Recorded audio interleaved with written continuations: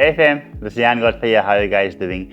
On this week's episode, I'm interviewing a gentleman who has acquired over 100 properties. So he went from being broke to over 100 properties and he shares strategy. In studio, we have Mr. Morne, Schaefer. Hi, How are you doing? nice being here. Nice. Thanks for inviting me. Awesome. I'm privileged to be here. No, Yes, the pleasure is actually all mine. So thank you so much for accepting the invitation and taking my time out of pleasure, your my day. pleasure. And obviously convey my appreciation to your wife Tanya and the rest of the family. Thank you.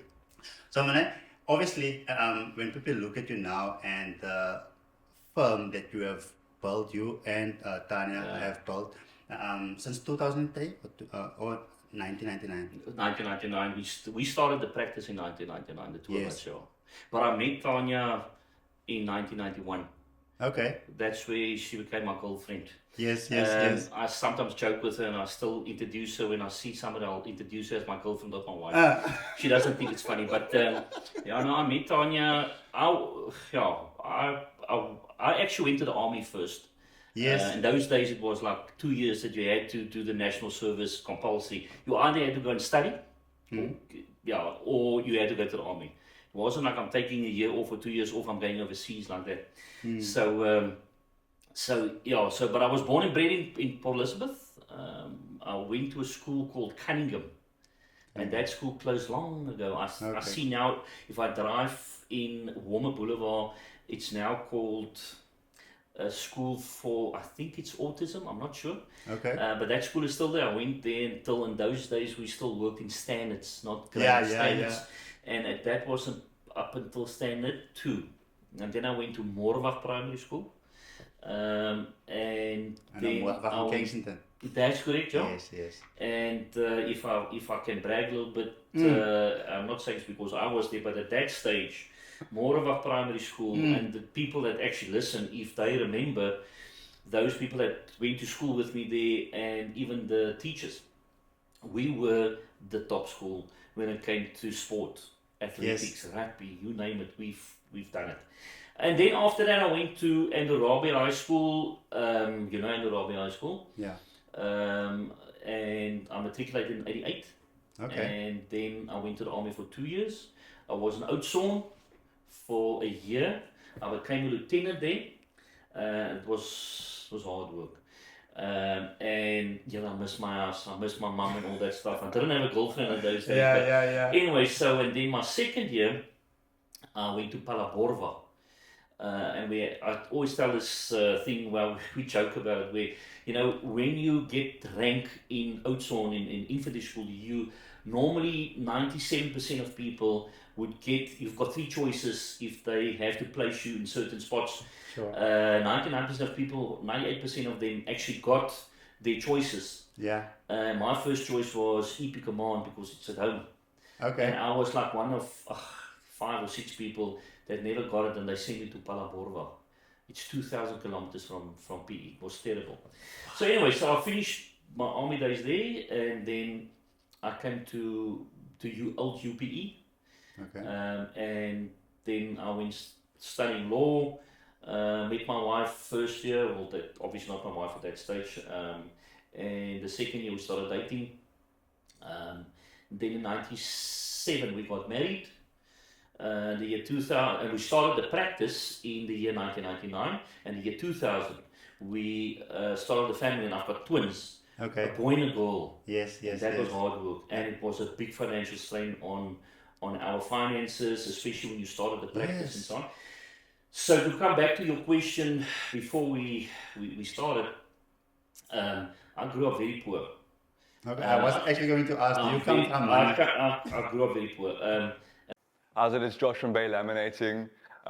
We've been working with Lushan from Cinematic Edge for a while now, and in our industry, it's paramount to stay on top of things. We're the last call when designs have been taking months and briefs are last minute. This promo starts tomorrow, we're there.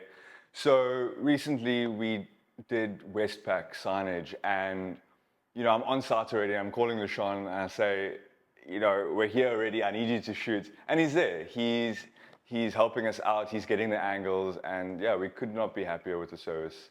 And I say poor, it's, my father worked at Firestone for 40 years. He was a tire builder. Yeah. And the old regimes, the old days, the women normally didn't work.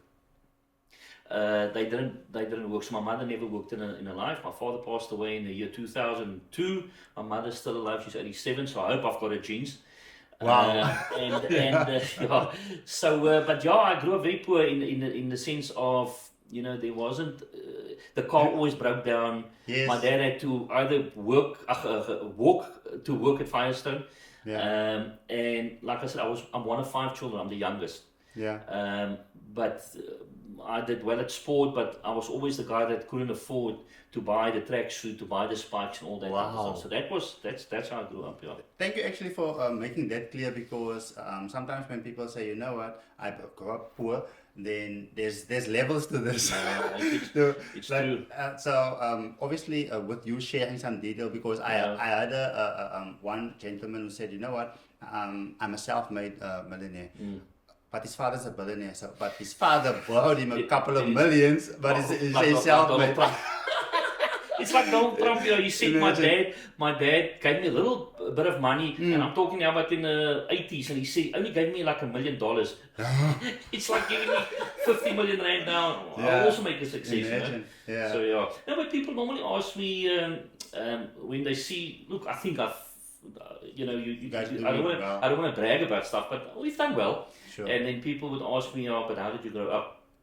And if I tell them that I could actually tell you more stuff, but I don't think it's fair towards my father and my mother to say that, to tell you about stuff like this. But I went to university the first year, and I stayed in 2nd Avenue to Newton Park. I had to hike from that address to university the first year, every day of my life. Wow. I used to hitchhike. That's how I got there. And then I met my wife, and then she picked me up. Wow. She picked me up after that, and she had a little pink Golf, and I couldn't wait for it to, my heart was pounding when she came around the corner. But anyway, so that's how I got to university, and I paid my own way through university. I worked 10 different jobs. I worked at Fidelity Guards. I worked at SA Breweries. I was a barman. I worked at the old Grand Bazaars. You name it, I've done it. I worked in leather factories, but I'm not a very handy man. Okay. So my future father-in-law actually got me a job there as a laborer. So I was working, and I had to cut the sheepskin. I had to cut all the little pieces off, but I basically cut all my fingers, and there was blood all over. And he said, "Come away there. You cost too much money. You cost too much money. Come away there." So when we did our articles, that's a 2-year compulsory thing that as a lawyer you have to do. Within a year after that, my wife and I, we started our own practice.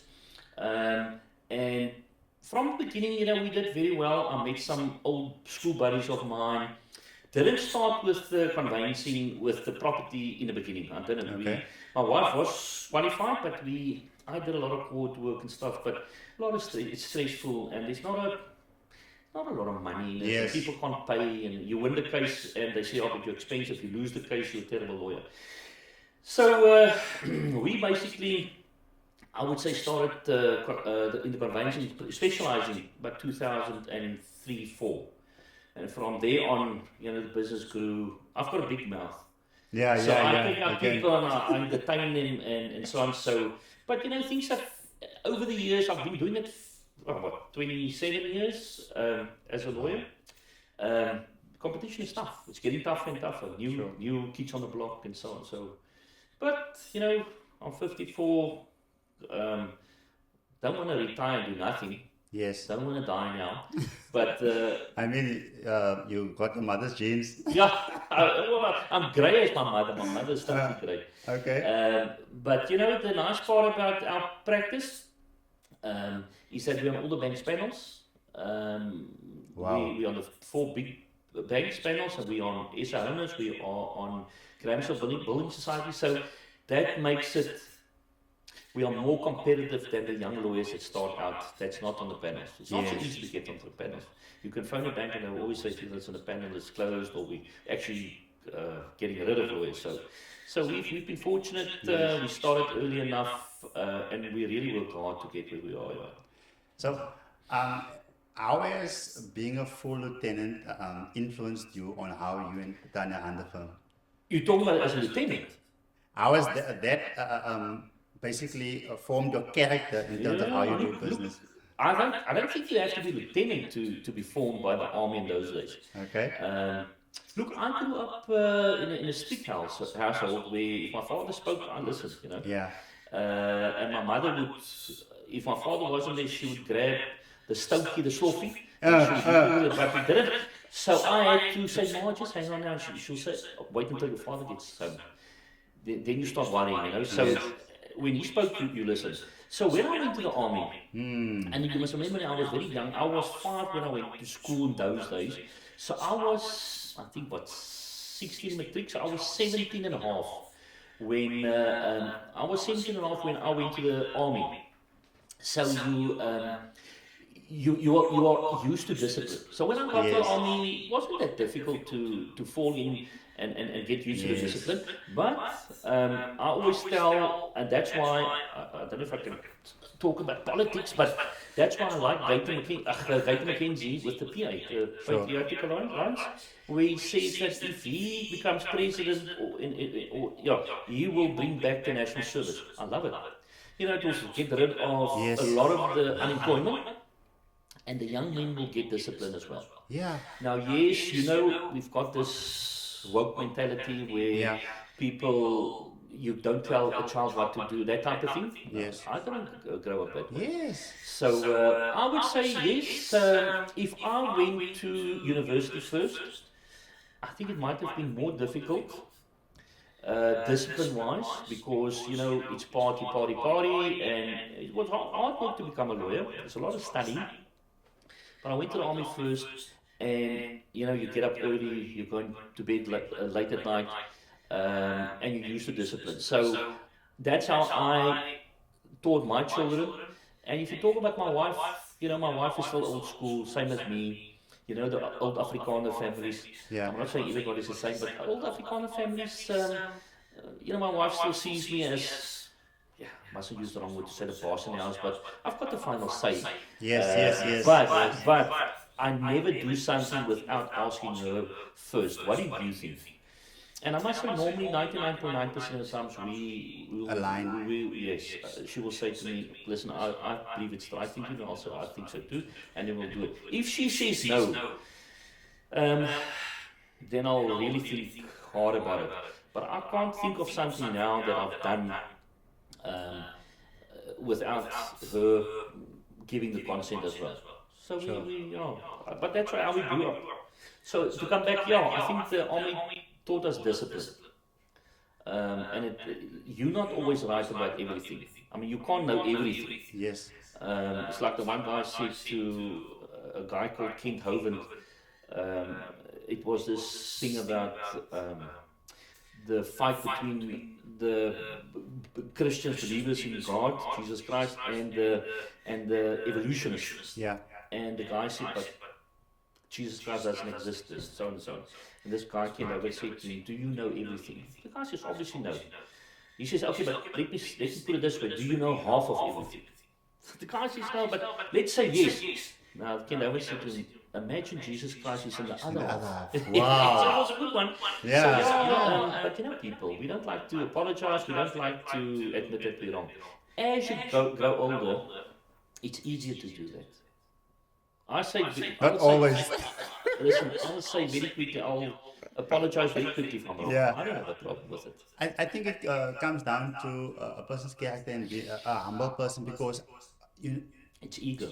So oftentimes, not always with the older people, but we see that sometimes older people, they've been doing this way forever. And it's not going to change. Yeah. If we talk about that, I don't want to talk about religion now, but just to come back to that point, You're more than welcome They to. had some statistics there about people. The chance, if you never believed in I believe in God, so Jesus Christ. But if you Definitely. never believed in Him, as you grow older and you get into your 60s, 70s, and 80s, the chances of converting and starting to believe get slimmer and slimmer and slimmer. Wow. I would have thought it was the other way around, but Yeah. the statistics doesn't show that. It actually shows it gets more Yeah. difficult because you're set in your ways. Hence, the Bible actually says that young men remember the Lord in In your your younger days, Yeah. yes. It's true. Yeah. Very true. Very true. 100%. No, I'm also a firm believer in Well, I'm glad to hear it. Jesus Because Christ. if you look at, and it's a controversial subject when you talk to the youngsters. South Africa, actually, I must say, it's not like I go to a party and I start talking about Jesus Christ, but in general, if I listen to the younger generation in South Africa, a lot of them are believers. I like to travel overseas, and it's one of our favorite things to do. And if you speak to people overseas, very, very few believers. Very few believers, especially the Europeans. And then I like to argue most. Then I want to argue with Yeah. just my nature. But then I'll ask them, but what do you believe in? And some will say, I don't know. Then I say to them, listen to yourself. You're telling me that you don't know how we got here. Yeah. And then a lot of them would say evolution, and then I start attacking and I say, right, this is why it can't be true. There's a This is- basis now. Yeah, but anyway, so, yeah. But you know what? I've never, and I can argue, and I've never succeeded, as far as I know, to convert somebody to start believing in Jesus Christ after I've given them so many facts and so on. Anyway, I believe that it is obviously the work of the Holy Spirit to It's true, convince them, it's true. but you've planted the seeds. You must plant it. So sometimes you don't see the tree it growing. might be 20 years from now that you remember something. That's true. It's true. You maybe I don't travel abroad as much as I would love to, but when we went to Thailand and Very nice place to be. wow, and affordable. And very affordable. Yeah, friendly, One of etc. my favorite places to go to is Thailand. One of my, I think it was my second trip overseas was in Thailand. Warm water, friendly people, Yes. cheap. Not too crazy about the food. Yeah. You need to adapt to I'm a it. meat eater. Okay. No, I'm now once again a fruit and vegetable, so I don't have a Okay, problem. but then you love it. Yeah. I must, and it's hot, but I must tell you, since that war started in the Ukraine with Russia, a lot of Russians are. I'm not saying fleeing, but there's a lot of Russians now in Thailand, and they start businesses, restaurants. And that type of food is better for me. I was there last year, November, for the first time in about 3 or 4 years. And I thought the quality of food, the quality of restaurants actually Much better. Much better. Okay, so let's get into property. So obviously you've been in the industry for 3 decades, if not longer, and you've been able to have success in the industry. So what are the pros and cons when it comes to buying a property in your own capacity or in community of property or as a company? Look, if trust? I've got some properties that is my personal, me and my wife and my name, but very little. I think it's about 4 or 5 properties. We've built. Very little, just 4 or 5 properties. No. I'm joking. Okay, let me tell you what. Okay. Donald Trump. I don't want to. I wish. Look, we built up quite a property portfolio over the years, but it took Okay. us 25 years to Decades. do it. So we did property developments from 2001 Okay. up until now. So we've done about 500 townhouses that we've developed over the years. So I kept of those developments. I kept properties. So, but to answer you, we most of them we kept in a family trust. Okay. Now there are some advantages if it's in a trust, and disadvantages as well. So if you buy it in your personal name, the disadvantage is that if, let's say, you've got your main property, whatever property in your personal name, and something happens, and I sue you, and I succeed with my claim, and now you have to pay me R1 million, whatever the claim. Let's say it was a defamation claim, whatever the case might be. That means that property, I can attach that property, and I can take it, and I can sell it on an auction to get my money. But if it's in a company name, that's why we call it a legal entity. No, let's call us, we are natural persons, a national. Okay. Yeah. But then you get your legal entities. Those are trust companies, and those in the earlier days CCs that we don't get anymore. But the nice part about buying it in those entities, like if the same scenario, if I sue you and that house is in your trust, your family trust, or in your company, I can carry on against you, but that property is safe because it's in another entity. So that legal entity is just another person.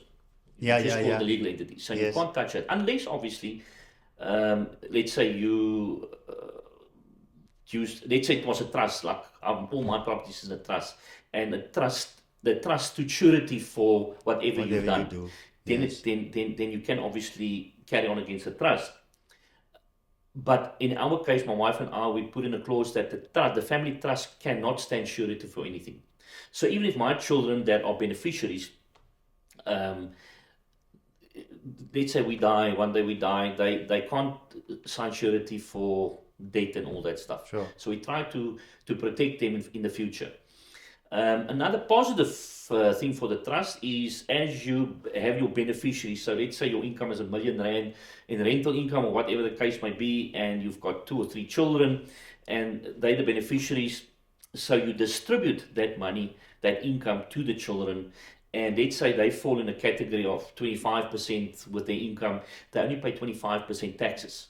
For instance, in a trust, you pay 45% tax.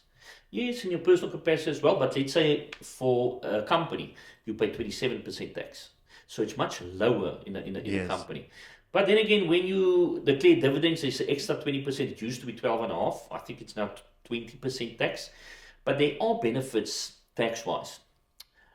So if you buy I will never buy my personal capacity again. I've done it before, but maybe to get into the game.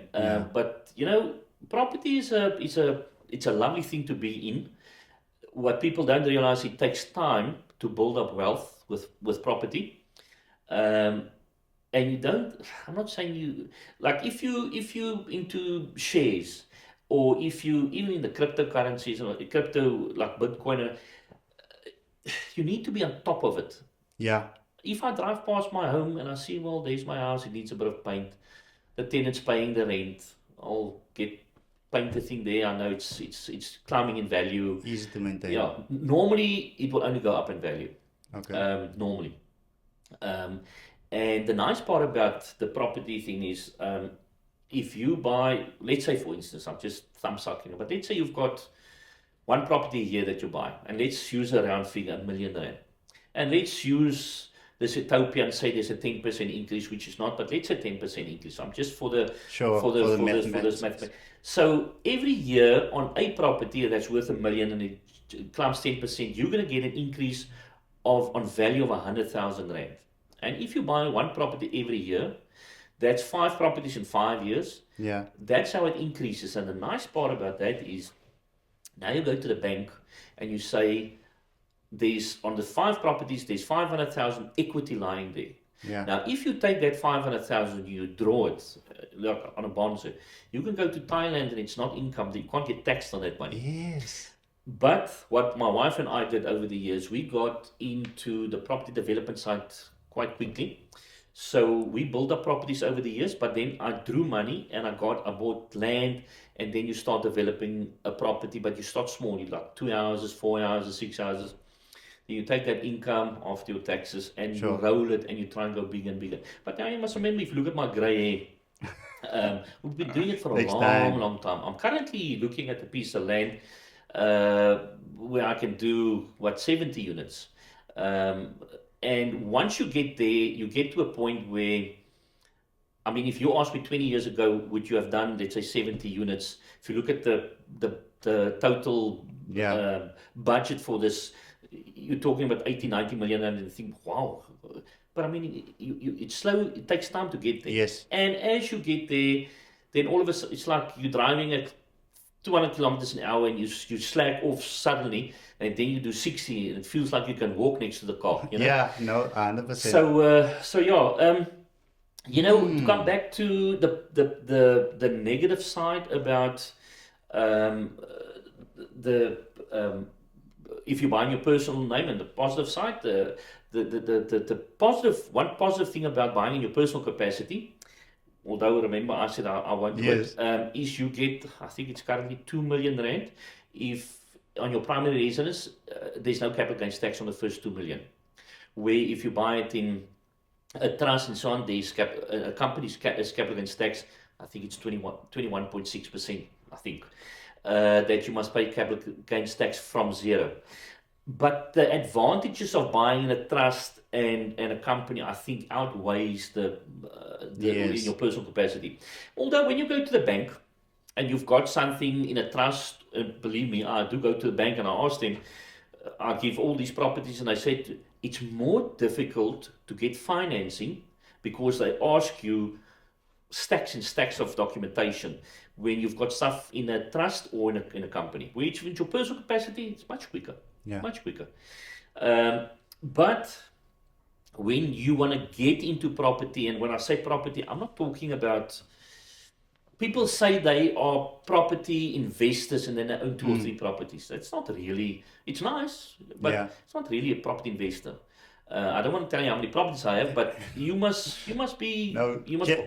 Chat GPT has an idea. Does I'm it? joking. No, but I've got quite a bit of properties. But what I'm saying is, that is something, you know, a guy like Warren Buffett says, don't diversify.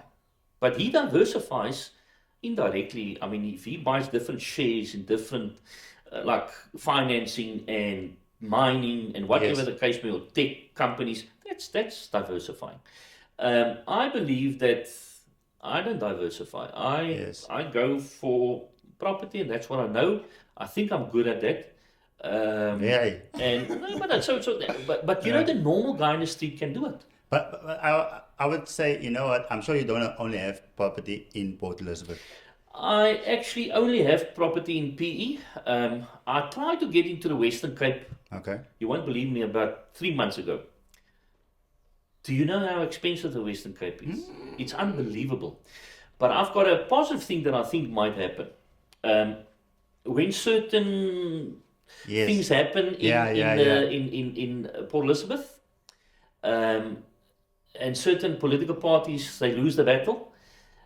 If you look from Cape Town right through up until Jeffreys Bay PE, all those property prices are sky high, and it just grows, but it stops in PE and Jeffreys Bay. So what I'm saying is, when somebody else takes over here, it's going to take 3 to 5 years, then we're going to skyrocket. So if you own 5 or 10 properties, or even 50 properties, for instance, imagine if that stuff doubles in 5 years' time. So if you're worth 100 million today, you'll be worth 200 million in 5 years. That, I foresee that for PE, PE, even East London, PE, Jeffreys Bay, those places. I believe it's going to happen. I believe it's going to happen. Just call me positive. So you've obviously have a good idea on which kind of properties can one actually get started with. Do you go for bigger houses, or do people go for smaller houses these days? How does one actually get started? When my wife and I, look, Tanya and I have done everything together. Because we were one. Not high school sweetheart, but let's call university sweethearts. So we started everything together. We started with small townhouses. It's actually, now that I'm more oiled in a thing, when I look back, I realize that these, and I don't want to mention the blocks, the townhouse complexes, because you know, people might live there and think that I'm talking down on them, but it was single. The walls were single walls. You know, it's not the double cavity walls. I'll never buy it again. But I started with that. I bought 1, 2, and 3, and then 4, and then the property market actually lifted, and I was so tempted at that stage to pay off my own house that we bought, that I still own today. I said to my wife, let's sell these 4, take the profit, and then, you know, then we don't own a house. She said, yes, good idea. So I did it. I shouldn't have done it. But I've paid off the house. And you know what? I didn't feel better the next day that I didn't own the house. A lot of people tell me, clients, they tell me, if I can only pay off my house, I'll be well away. You don't feel better. You don't feel anything. It just, because once you've done that, then you realize that's not enough. You need to Yeah. build. So I would start with your smaller properties, your cheaper properties. Now there are different ways of doing it. And one thing I must clear up very quickly is if you listen to these podcasts of Robert Kiyosaki, Yes. those people with the properties, and I've read all his books and so on, and Dolph de Roos, and if you listen to them, they make it sound like you can just buy property without having a job. No, it doesn't How work are you that going to way. get into So the game? if they do it in America, fantastic, but Yeah. you're not going to do it. So, and our interest rates are so high, you're not going to just buy a property, put in a tenant, and then everything is covered. Unfortunately, it doesn't work that way Yeah. in South African law. But yeah, I would start small. I would start in today's terms, if I can pick up something for very, very seldom that you'll find it, but if I can pick up something for 600,000, 700,000, 800,000, I'll do it. And I'll try, if I can, I'll try and do it in a sense of every year I would try at least to buy one property. Yeah. And you must start as young as possible. Okay. I bought my first property when I was 30. But I was still studying, and I came out of the army after 2 years, 5 years studying, 2 years articles. So I only started my practice when I was like 28. It's already late, you know. Yeah. But there are other things you can do to make money, to get into the thing. You know, flipping a property. I've flipped so many properties. Not going to auction necessarily, but people they've got problems. You buy a house for, it's worth 900, but Yeah. it's work to be done. You buy it for 700,000 or 650. You spend 70, 80,000 on it, and you make 100, 120,000 on it. I've bought many, many properties like that. And then you build up cash flow. Sure. And you can put that cash flow into buying your first property. And then next year, the year after that, you can refinance that property and buy another property. And that's how, but you need a job. I mean, the bank's not going to help you if you don't Yeah. have an Definitely. income. But you must just start small. But I know how it is. Everybody wants the best property and the best street. But your best rental income that you actually get. I've got a property in an area that's not your best area. But if I look at all my properties, then I would say that property outperforms percentage. all these others. And I'll tell you off air where that property is. But if you look at that return, it's unbelievable. Wow. I think I paid for that property 270,000 rand. Wow. And I'm getting in, if I'm not mistaken, I think my rental is something like 8,000 rand a month, and the rates and taxes are like 400 rand. If you look at if you compare apples with apples, and if you Yes, see all my yes. other properties that I have in the western suburbs, Yeah. and the return, the best return. I mean, I paid nothing for it. Wow. So yeah, that's the way to start. If you can get into, if you buy something that, let's say you buy something for 2 million rand, you most probably get 14,000 rand rent. And then you have to pay rates and taxes, possibly levies and so on. There's a big shortfall. It's not worth it. You must try and buy your cheaper properties. There's no levies, most probably no levies. Just your rates and taxes, which is not too high, depending on the area. And people who work in factories, if it's in that area, they'll always pay the rent. And I always look at areas where there are schools, where it's a family of 4, mother, father, and the 2 children. Yes. They have to go to school, so you're sure that both the mother and father works. They don't want a bad name to say, but yes, we're not paying our rent because it gets to the school and all that stuff. So you're sure it's your decent income generating families that actually live there. Then you're well away. If you buy property that's too expensive, then you ask yourself the question, why does a guy want to pay me 20,000 rand a month to rent from me if he can buy his own property? Yeah. Something must be wrong. So not necessarily. It might be that the guy's only in South Africa for a year and he's on a work visa or something. I don't know. But the in market is general, much. but in general, Thinner. yeah. So I'll watch for Wow. that. But the main thing, and if you can listen to me, what I'm telling you now, you must start. How old are you With now? all ears. How old are you? How old are you? 38. You must start. If you should have started in your 20s trying buying properties, and escalate as quickly as possible. And you know what? I say you need money. If the bank doesn't want to help you, there are people out there. You can go to a guy and say to him, "Listen, I've got this property. I need working capital of 100,000 to fix this. When I sell it, I'm going to make 250,000 rand. I'll give you 100 plus another 30,000 profit back. I make 130, you make your 20 or 30, whatever the case might be. Use other people's money to try and buy the properties up until a stage where you are making enough money to Yes. go to the bank and say, listen, but I want to bond on this property, and that's how you escalate. And the more properties you buy, and you've got a track record, then the bank, obviously, they know this guy's been buying properties every year, and he's never missed a payment, so he's safe, and that's how you do it. You know, many people have podcasts with the intention of pleasing the viewers. Yeah, So yeah. yes, and that is my main purpose of actually by sharing opportunities so people course, can learn of from course, it. of course, yeah. But I know that, you know what, I learned so much from it, and I'm that kind of person who buy courses, buy books constantly. I spend more on courses and books than anything else. So what you are saying here now, you can bet I'm going to be implementing. If you see, I've got a little library at home. If you see how many books I've read over the years, mostly properties, autobiographies, biographies, but it's mostly about successful people. You know what? I believe in this. I really believe in what I'm telling you now. I'm not just saying this. I believe if you talk negative all the time, Yeah. we are like, we energy. So what we put out will come back. Yes. I'm not saying if you're being negative today that something bad's going to happen tomorrow. But if you listen to some people, all they talk about is just negative. It's just, oh, why is this happening? Why? It's exhausting if I listen to some people. Yeah, I can't.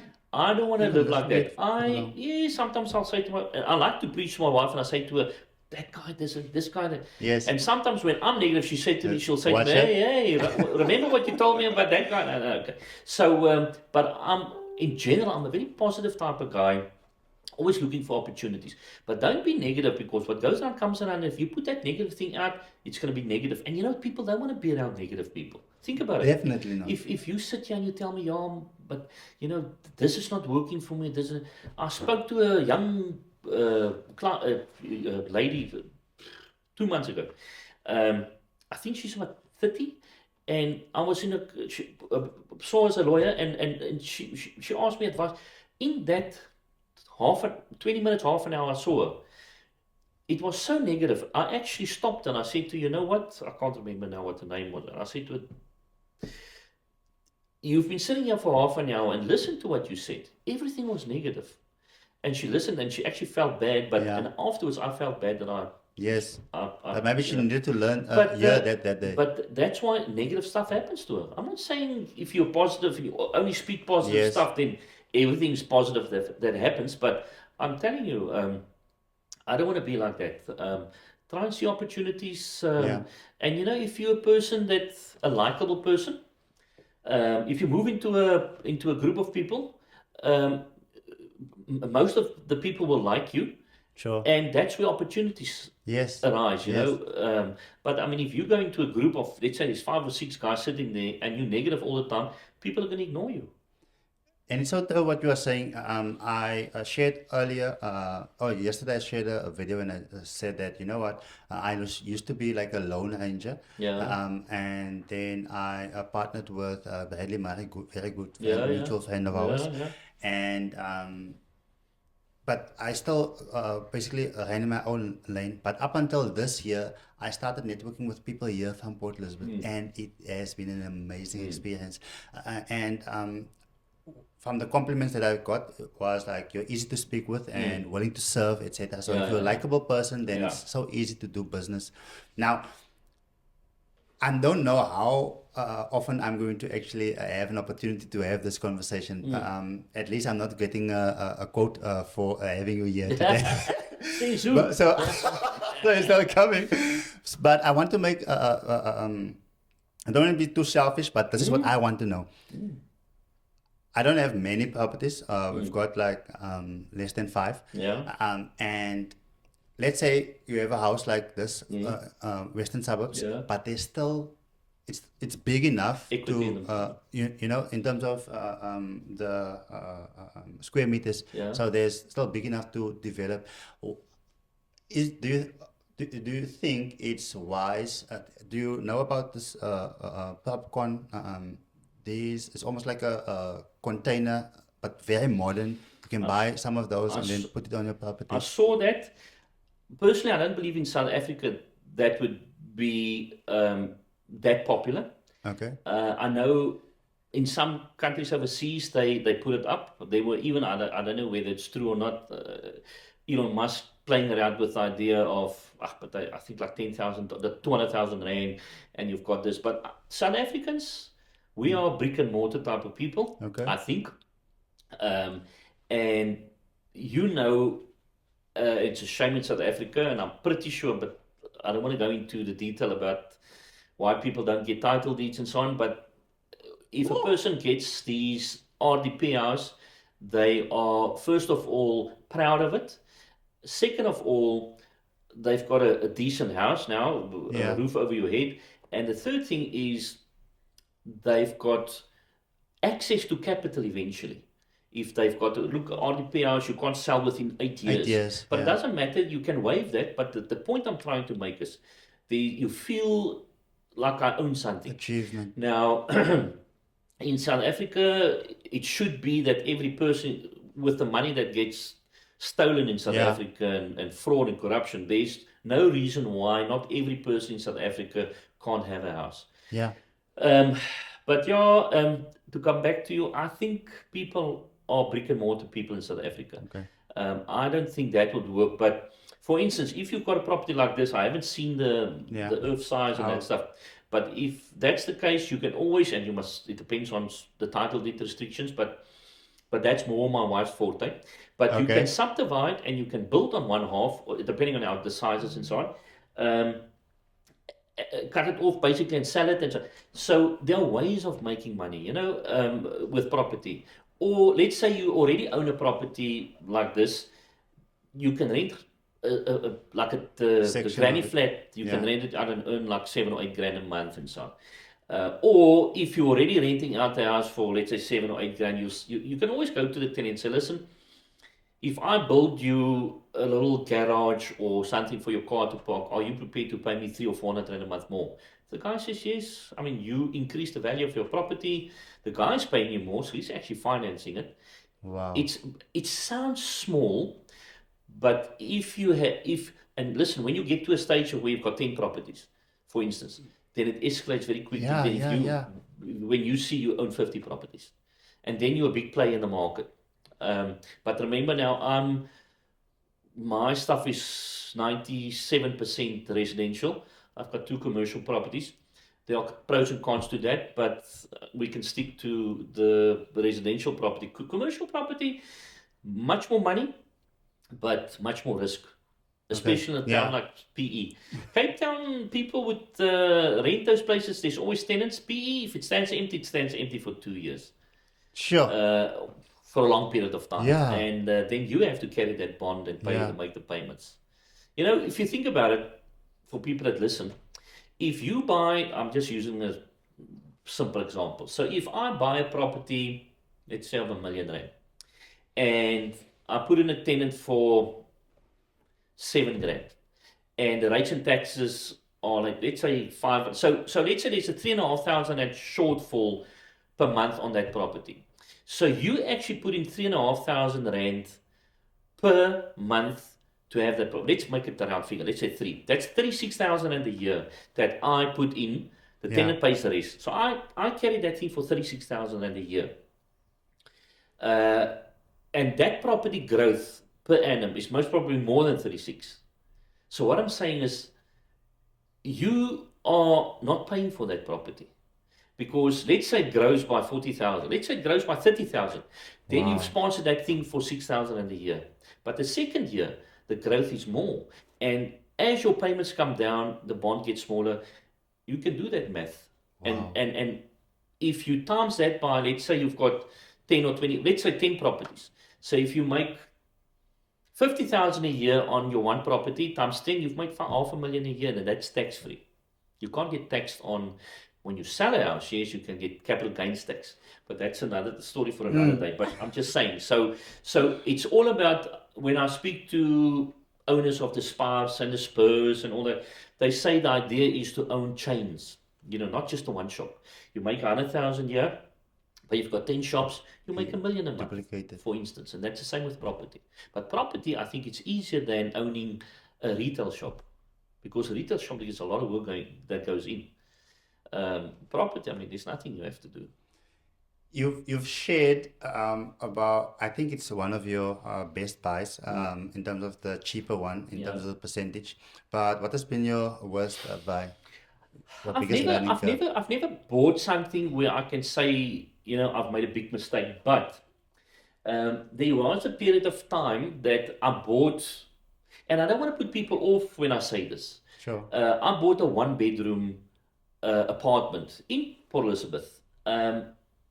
And I think it was can't remember, it was in 2002, 2003, when the property market was So at its very low. peak. That was at its peak, like it was pumping. Okay. And I bought that property, and it just felt so easy and I thought, I've got the tenants. And I actually made no money when I sold that property eventually, because it's more difficult. That's why I don't like the one bedrooms. It's more difficult to rent out a one bedroom than a 2 and a 3 bedroom. Okay. It's just like that. Yeah. So and I said to my wife, let's get rid of it. And I sold it, and I didn't make a cent profit. I didn't lose, but I didn't make a cent. So I must say, A different property would have been more a beneficial. mistake Yeah. for a property portfolio was buying the one bedroom. It was the only one bedroom I've ever owned in my life. I buy, What's the sweet spot? 2, 3?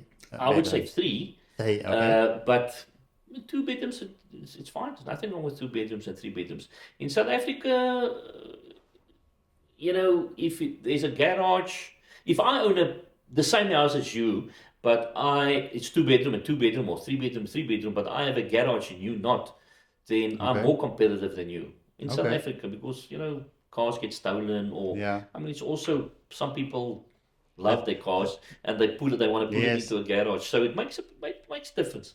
This is a four cars could stand. This was a garage when we got here, like 6, 7 months ago. Cars. 4 cars. But then I decided, you know what, this car must stand outside because I need the studio more. But I get what you're saying. When you go overseas, and like I said, I've traveled extensively. If you go overseas, there's no garages. Very seldom. I've been through Europe. The carport is good enough. They don't even have carports. No. Look, I haven't been to Australasia. I understand that they do have garages, but normally they don't have garages. But in South Africa, I know it's a big thing. Cape Town. Like I told you, I was trying to get into the market then, and I was looking at the CBD area, and there was a block of flats that I was interested in, but no garages. And 2 months ago. And no off-street parking. Yeah, I said, no, 2 months ago my car was broken in there. In CBD Cape Town. Now you see, it's a good thing I didn't buy it. But you talk to the people, they say to you, in Cape Town, people Uber, and it's another lifestyle, but it's still South Africa. Nomads comes to Cape Town. Yes. And they Uber around, they live in, correct. Or people, they work in the CBD area. Yeah. And they Uber there, or they walk, or whatever. Yeah. So they don't need cars, but I'll rather have the safe parking than not have it. So I don't want to invest in a property that doesn't have. If in South Africa, if you park in a shopping, in a complex like a body in a sectional title complex, and it's behind electric fencing and stuff, then I suppose it's fine. But I like the lock-up garage. Yes. So. This question, I'm going to take out my notebook, my digital notebook. Guys, take out your notebook. If you were to lose everything today, practical steps, how would you get started? I'll marry a rich woman. You asking me? Tanya, in terms of not only finances, and I do have the same knowledge and experience that I've got now. I'll go for property again. How? But You've got nothing behind your name. Okay, I've got nothing. Okay. first of all, integrity, loyalty, and honesty is a very big thing in my life. Yes. And it might be more difficult when you're a youngster, but if you see the right opportunities, I actually just, I don't want to mention names, but I just come from a very big property man just before I came to you now. And he taught me some stuff that I thought, wow, I thought I know a lot, but he simplified it to me. And I'm quite excited now to go back to the office to tell my Yes, wife yes. what's going on. But anyway, if you have the right partner, so there's lots of people with lots of money out there. You don't worry about them now. You must just identify somewhere a property deal that you know can make sense, where if I buy this and we sell it or fix it up a little bit, we sell it, I can make so much. Then you go to a person with money and say, it's secure. Remember, they don't lose anything. You must just be able to trust them. They can Yes. control the deal with the attorney, or if you know the attorney as well, you put something in writing and you split the profit. He doesn't even have to take out the cash. He just uses his name, Yes, and yes. the bank will give the money, and you deduct whatever money you spend on bond payment for that month or 3, whatever. And sometimes you actually get a buyer for that property even before it has to register in your own name. I've done it many, many, many times. Wow. So I would start with that, but I must be honest. I think it's difficult. Remember, I was a lawyer with the income that when I started. It will definitely be more difficult. But if you know the right people, it's possible. You might have to work a bit harder. I actually need to rephrase the question. You have the knowledge that you have now, but you don't have the network. No, not the network. I think Networking is everything. Yeah, because that's worth more you'll than have- then you'll the have network. to go and Because make- I'm thinking of the person listening here. He hears Yeah, but and he wants to let's talk about people that are listening. He must have somebody in the family or some connection of a connection that's got money.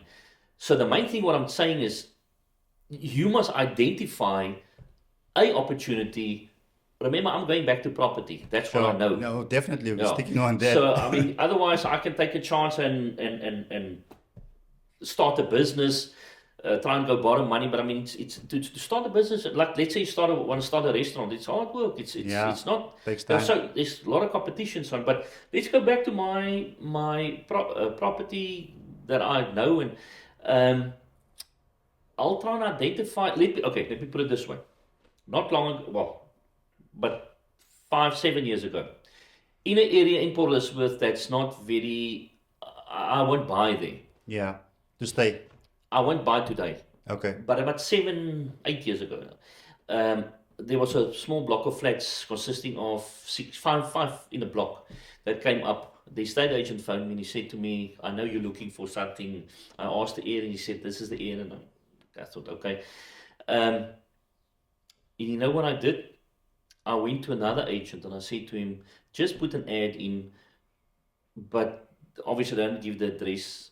And he got phone calls from people, and he put in an offer. I already put in an offer on that block, and I made 250,000 rand profit within 2 months because I just sold it onto them and I made 250,000 rand. Now, 6 or 7 years ago, 250,000 rand was worth more than now. So let's say it's worth 350, 400,000. That was an opportunity I saw. There are lots of them, but we are too busy working, trying to make a living, so that we don't see these opportunities. If you understand what I mean. Because Definitely. now, as a lawyer, I go to court and Yes. I'm worried about this client. Yes. And by the way, there's about 10 opportunities, just passing by. Just to give an example, what I might give some people an idea here now. If you go to the High Court in PE, people are getting summoned for being in arrears with their bond payments. That's public documents. You can draw the fantasy, but Piet Pomp is in arrears with the bank A is suing him, and there's 10 of them. There's the addresses I just go to the guy that is knocking his door and say, listen, I'm prepared to buy this property from you. How can we put a deal together? The guy says, look, the bank's going to take it anyway. Yeah, You might I go might to as well you get might go something. to the guy and say, okay, you owe the bank R1 million. The bank's prepared to accept 800,000 rand just to get the deal done. Then you approach somebody with money and say to them, listen, let's buy this property. You will do all the renovations. You make sure that you run the whole thing.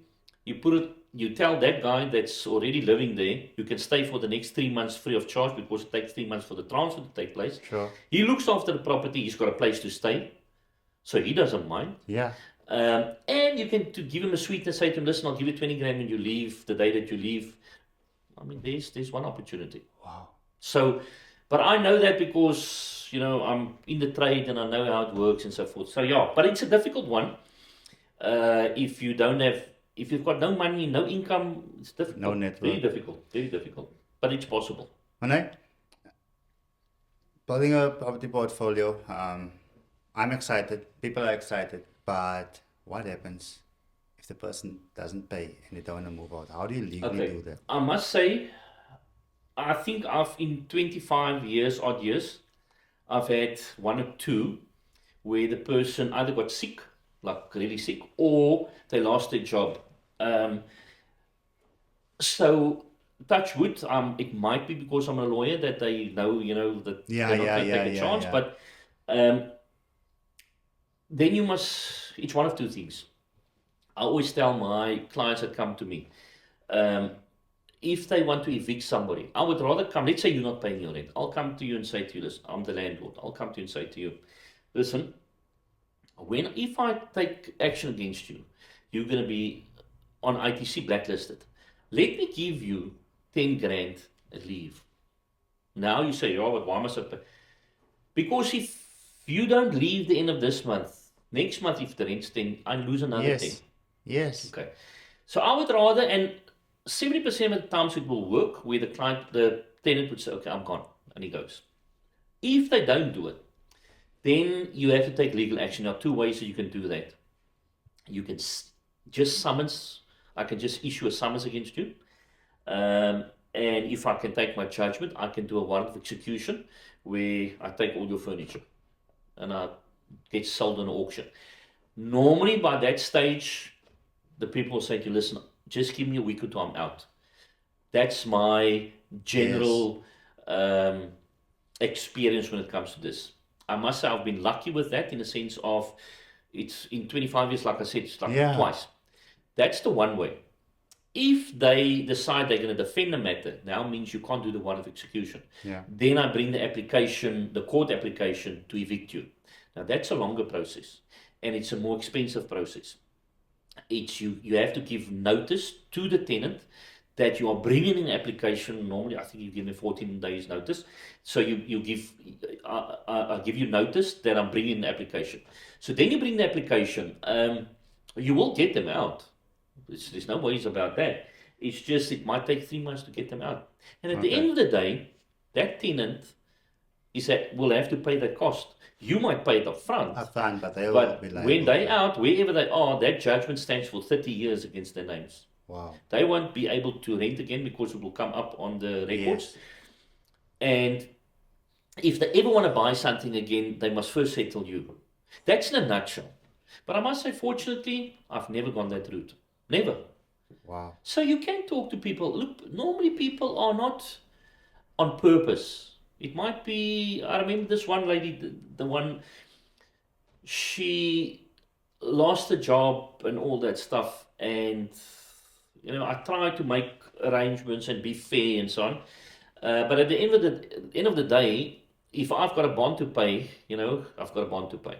Yeah. So I saw her and I said this and that and the other. And she said, but I've got nowhere to go.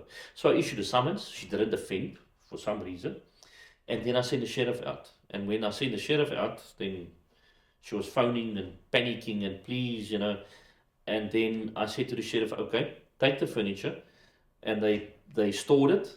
And she was out within a week. I didn't have to release the furniture, but I released it anyway and she's gone.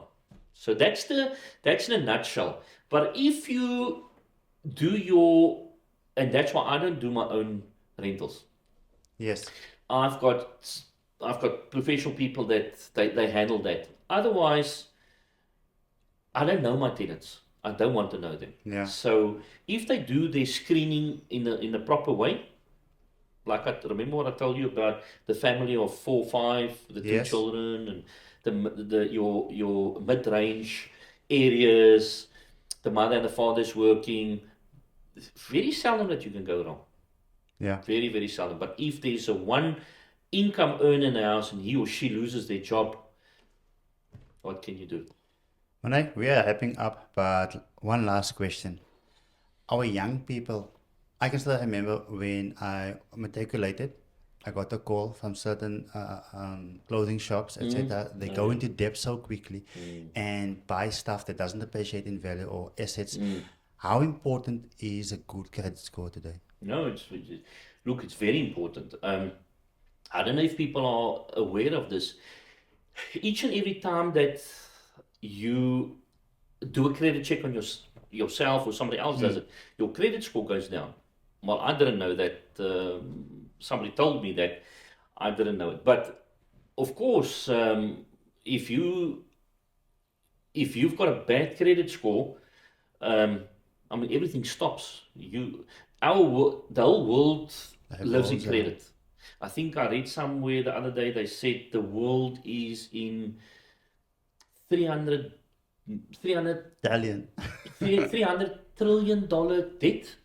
If you take all of the credit, I mean, it can't be paid back. There's not enough Yeah. money in circulation. But who do we pay this to? But it's like what you say. System. I remember I was Edgar's.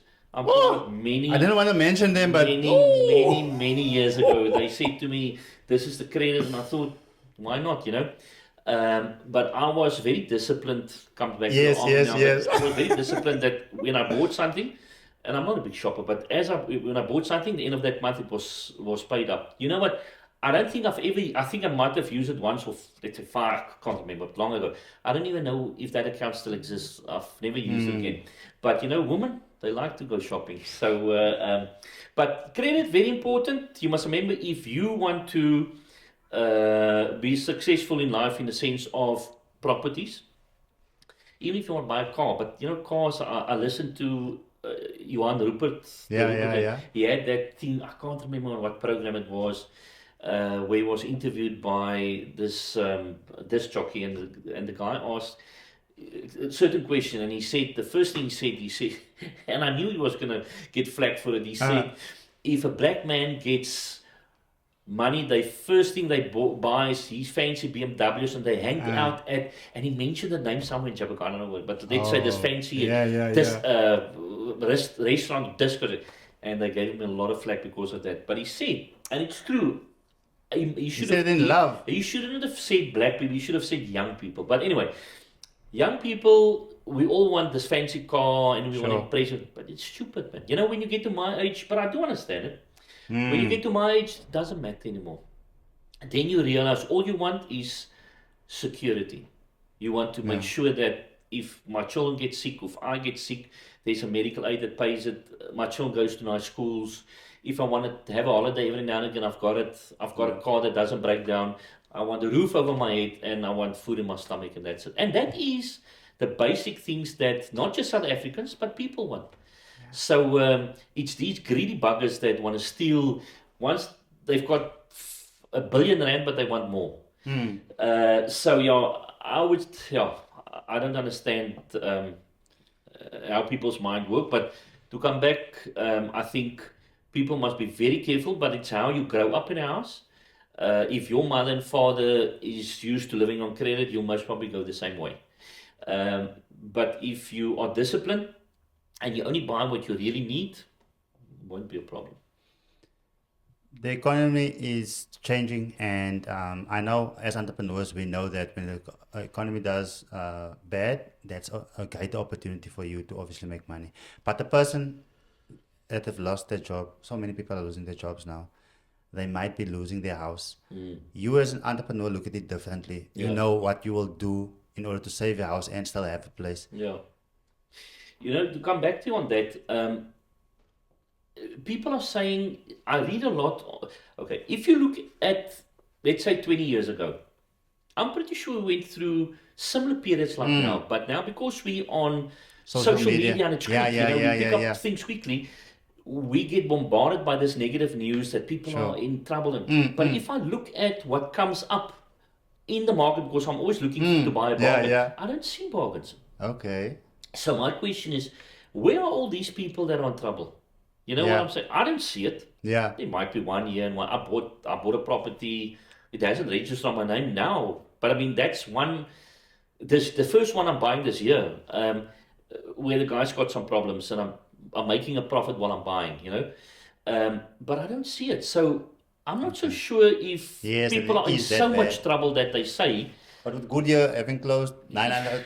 Yeah, but I mean, let's say they lose 900 work. Of course, it's a problem. But of that 900, half of them might be already employed somewhere else or starting a little business and so on. I know I don't want to sound like, there's nothing wrong or this. Yes, we've got problems, but that comes back to the politics that I don't want to get into now, in the sense of our whole government, the way they operate is socialism, communism. It's not the thing that is going to grow the economy. But that's like something for another day. But I think, I don't know. I don't think we are worse off than a lot of periods in time over the last 50 years. Yes. I remember when my father he worked at Firestone, factory worker. Yeah. And not once, not twice, many times that they were on short pay. So they only worked 3 or 4 days a week. And then people don't hear this. Then you hear my father, my mother talk about that. And then you as a child, you worry about stuff, that you shouldn't worry about. My father, mother was wrong when they spoke about it. But then again, I grew up, I knew about the bigger problems in life. But then you worry, you think, but where are we going to get money for this and that? But it still happens. It's just the news can blow stuff out of proportion.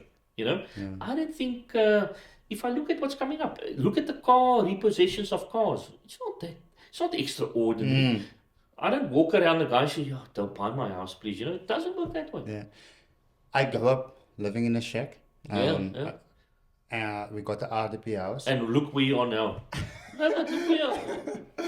And you're going forward. That's the main thing. Yes, and you're still young. Yes. For the help of God, obviously. Yes.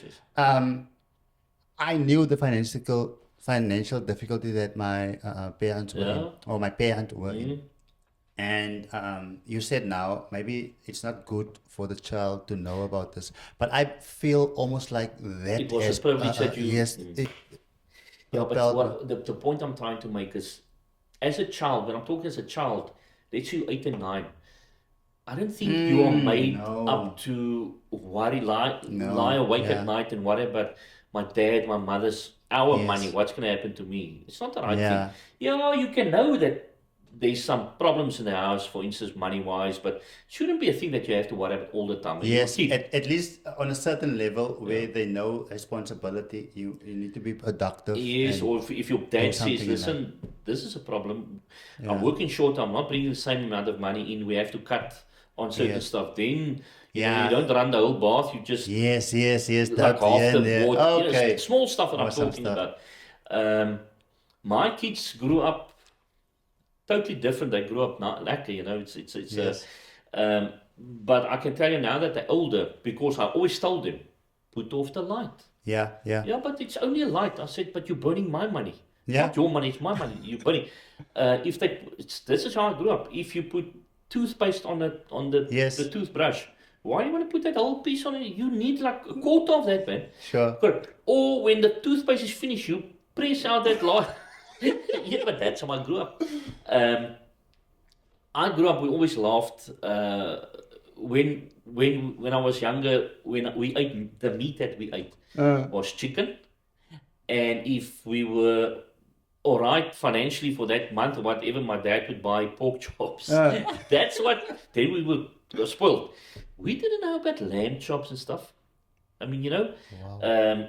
I look at my freezer, I open it, and it's full of food and all that, and luxuries. And And I think that's not how I grew up, you know. So if you look in a general sense, we as a generation, I'm a generation obviously now a little bit before you now, but this I'm growing up richer than my father and mother grew up. Yes, yes. And you And growing up your- richer than your parents grew. Yes. And hopefully your children, my children grow up. So what I'm saying is, in general, Sure. we are better off than people now 50 and 100 years ago. People died earlier because Yes. not proper medical attention and all that stuff. We fast foods, everything happens quickly. We've got transport, you know, even if it's a squara, you've got your transport, you know. In those days, my father used to walk to work at Firestone. My father owned his first vehicle when he was 35 years old. Wow. 35. And we buy it at 20 years. But that's what I'm saying. 19. So the younger generation, yes, we complain about stuff, Yeah. but we've got it better. Yes. And when I say definitely. younger generation now, you should be better. I mean, look, you're a youngster, and you just told me what all this equipment costs. I'm just saying, but you know, this is your trade. Sure. You know your trade, and then you go into that trade, and you actually come back to the property. You can reach, I don't know what your followers are, but you can reach a lot of people. So once you see an opportunity, for instance, and you've got listeners, and Sure. all they must do is they subscribe and notifications that there's something coming, and you put something and say, listen, I've got this opportunity. You don't have to say where it is. You just say, I've got this opportunity, a property I can buy for there must be people that say, listen, I'm happy to help. Yeah. And you draw up something quickly, and you know, and both of you make some money. You saw the opportunity, he's got the money, or she's got the money. Yes. Opportunity. This is a nice networking. 100%. That's actually why we, one of the benefits in terms of, we created it to create awareness Yes, because, yes. but at the end of the day, there's a big business opportunity Of course, with it as well. of course. Morne, you brought so much value to this Well, thank hour, you. and I really Nice appreciate being here. Nice being here. Thank you so very much. All right. Looking forward to actually getting into contact with you again, and When you phone me for that big opportunity, you can talk. yes. In fact, last night I actually someone called me about for a big opportunity, but how do you decide to actually, because I started networking with individuals high level, Yeah. but you don't want to bring them a deal and then it doesn't work out. So I'd rather if I'm not in control of Yeah, but the you must. deal. But you must now watch out. What you're basically saying is, just now he takes the opportunity away from you. No. Yeah. What I'm saying is, I respect you. So now I get an opportunity, Yeah. but we are on good terms. What if this deal doesn't go right and then it spoils our relationship? If for instance, let's use me as an example. Sure. Okay. Remember, I'm much older than you, so I've had more opportunity to be financially a bit more secure. Most Yeah, probably than you. definitely. If I'm a good enough businessman that I think I am, Sure. if you come to me and if it doesn't work out, I'm mature enough to know everything doesn't always work out. Yeah. But just to come back, let's use me, let's say I'll go to a bigger businessman, for instance, Sure. I would rather go to that man and say, listen, this is an opportunity I have, but I feel it's a bit too big for me, Sure. but perhaps I can be 25% part in this thing.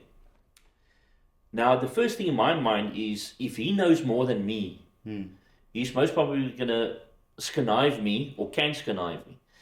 But then there's at least, if I walk away from him and I don't tell him about it, Yeah. I make zero. Yeah. But if I Definitely. do go to him and he doesn't connive me, Yeah, I then might you be make- making a couple of bucks.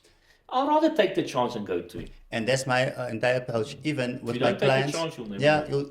even with my clients, maybe for you from a lawyer's perspective, Mm. maybe one shouldn't do it. But I would go and we quote them, and they say yes to it. Even if they didn't even pay us yet, we go and do the thing because I built business based on But relationships that's first. how I see things. Yeah, relationships I'll first. rather take a chance, make something small, than not take a chance and Yeah. make nothing. 100%. So that's how I operate. Yeah. Well, thank you so much for Alright. being here. Nice and talking to you. It was Nice amazing. talking to you. Well, lekker man. Okay. So, obviously, when I come to your office, it will most probably come with a quote, but I don't mind making some coffee. I heard you like. Well, you know where my office is, then. Yes. When I need to create it, so by all means, so. But really, if you find something Yes. that's worth, Looking at- like I said, I'm going to I've got this thing where I can do those 70 properties I'm looking at. I'm very excited about it. I think the time is for next year is the right timing. So if it works out, I might come again, and then I'm going to advertise myself here for Yes, that. For yes, that. most definitely. And perhaps you can buy a unit from me then. Most definitely. And you also showed me obviously the best way on how to do it. No, I am open to obviously buy on an annual basis, one at least a year. Bradley was actually here and he shared Oh, is it? how he buys two per year. But remember, he's been in the property trade for a long time. He Yeah. used to be, Yeah, Bradley, a big boy. But Bradley is a mover and a shaker. Yeah, He is, yeah. he is, No, and you know his wife, she keeps him. She keeps Oh him yes. there. Oh yes. And No, he's got a good pretty friend wife. of I always ours, tell yes. him he's got a pretty wife. You also, you never make us forget. You say, hey, it's a mooi vrouw. Yeah, it's true. All right. Once Okay. again, thank you so Thank much. you. Thank you so much, family, All for right. tuning in. Looking Well, forward to seeing you pleasure, on the next pleasure, episode. pleasure. Hey family, your support to the Lucian Godfrey podcast has been amazing thus far. If it was your first time watching, please let us know in the comments what your experience was like and which one stood out for you. Please do subscribe to our channel to be notified the next time when we upload another video. Thank you so much.